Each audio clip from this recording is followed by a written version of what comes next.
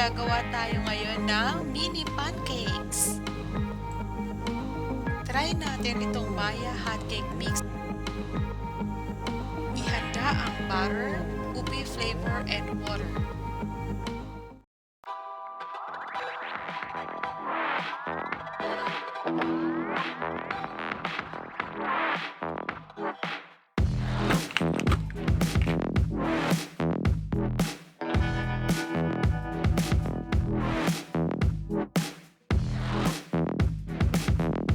Sa recipe na to, isa lang ang kailangan nating pack, 250 grams.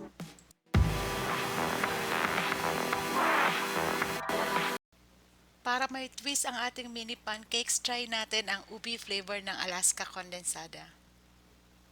Oops, sarap!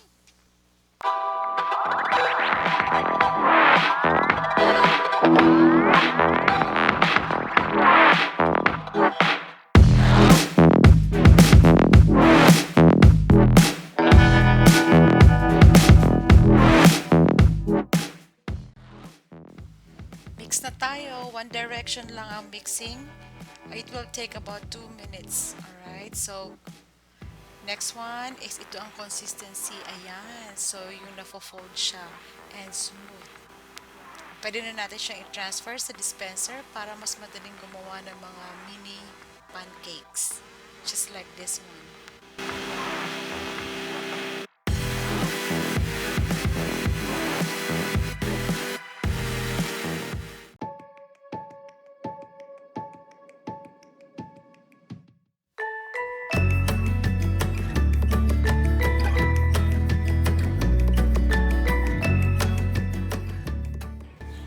Pwedeng lagyan na butter, yung pan, or if non-stick naman, tulad nito, pwede rin namang wala. So, optional.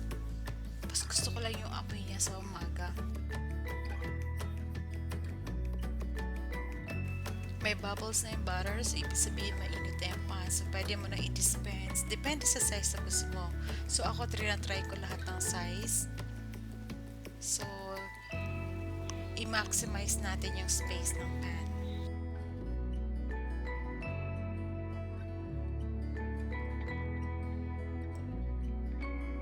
Pag may bubbles na, pwede na natin siyang baliktarin. Ibig sabihin, luto na.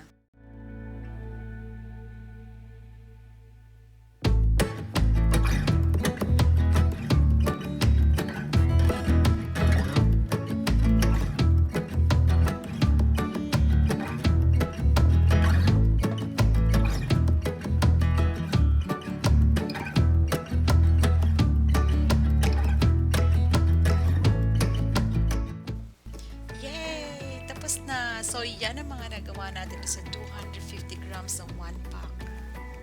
Bigla ko naalala, meron ako mixture ng cinnamon and sugar. So, yun ang unang-una kong trinay. Paborito ko to kahit sa toasted bread.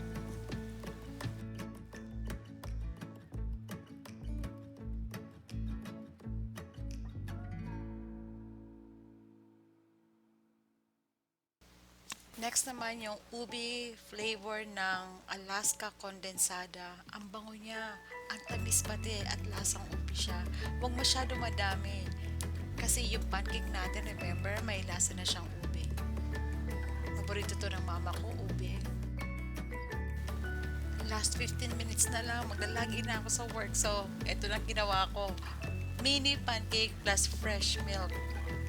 Para siyang cereal. Ang sarap. Nalalasahan mo yung ube and at the same time nakakabusog siya. Try nyo po, sulit na sulit. Actually, nakadalawang cup ako nito.